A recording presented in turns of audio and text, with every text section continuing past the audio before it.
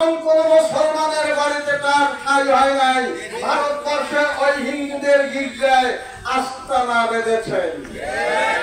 তিনি প্রধানমন্ত্রী, আমাদের ভিতরে একটা জ্ঞান আছে, আমি যদি নির্বাচন করি, আমি যদি নির্বাচনে উত্তীর্ণ হই, তাহলে আমাকে বুঝতে হবে আমাকে যারা ভোট দেয় নাই এবং যারা ভোট দিচ্ছে সবাই আমার প্রজা।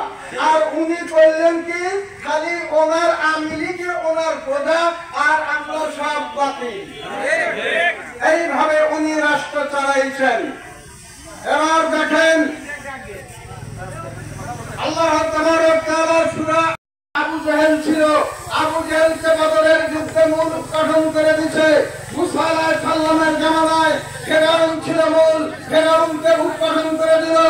ইব্রাহিম আলাইহিস সালামের জামানায় নমরুদ ছিল মূল, নমরুদকে উৎপাদন করে দিল।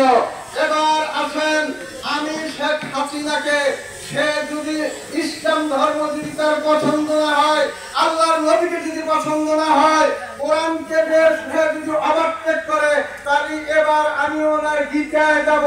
ওনার গীতায় ওনার ভগবান ওনাকে কি করলো, সদা সদাহি ধর্মস্ব জ্ঞানীর ভাতি ভারত ধর্মস্ব দত্তনম ভাতি দত্তমাংসি জন্মহম পরিত্রাণাই সাধুমং বিন্যাসাই চতুষ্কৃতম।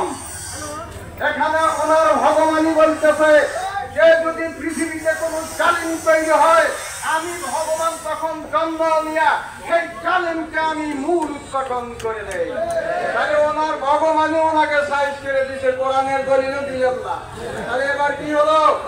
এবার আসুন, আমরা হলাম মুসলমান, মুসলমানের প্রথম হলো কালেমা তাইয়্যিবা। কালেমা তাইয়্যিবা করার উদ্দেশ্য কি? কালেমা তাইয়্যিবা করার উদ্দেশ্য হলো কোরআনের বিধান সম্পূর্ণ মেনে চলা। অন্য কোন কাহারো কথা, বানানো কথা মেনে চলা যাবে না। কোরআন শরীফের ভিতরে আল্লাহ তাআলা বলেছে, আলাউ তাকাওয়ালা আলাইনা বাদাল কাবিল ওয়া আখাযনা মিনহু বিল ইয়ামিন সুম্মা লা কাতাআনা মিনহুল আদিন।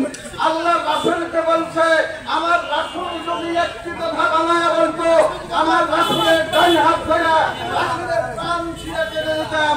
আর তুমি আল্লাহ এবং আল্লাহ রাসূলকে অবজ্ঞা করে তুমি নিজে মন গড়াভাবে তুমি দেশ চালাইছো। এইভাবে চলতে পারে না।